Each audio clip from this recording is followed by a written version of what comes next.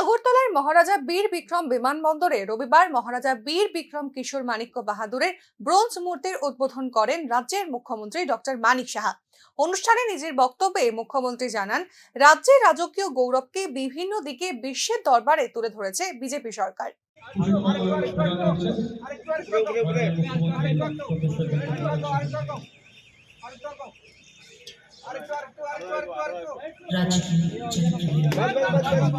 Professor doctor Manik Shah ji के हाथों में महाराजा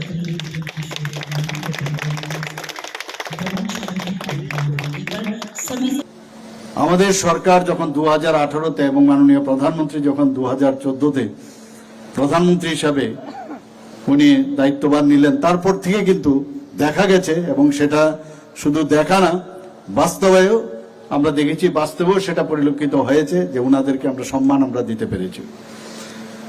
এখানে সেই সিঙ্গারবিল এয়ারপোর্ট ধীরে ধীরে যে এয়ারপোর্টের বাবুর হাত ধরে এত সুন্দর একটা মহারাজা বীর বিক্রম কিশোর মানিক্য বাহাদুরের মূর্তি এখানে স্থাপিত হলো। আমাদের ত্রিপুরাতে ট্যালেন্টের অভাব নেই। আমরা দেখেছি আগে এরকমও দেখতাম, আবার অনেকে আছে কিছু একটা বানাতে গিয়ে আবার অন্য কিছু বানিয়ে ফেলেছে, তারও ইতিহাস আমরা জানি।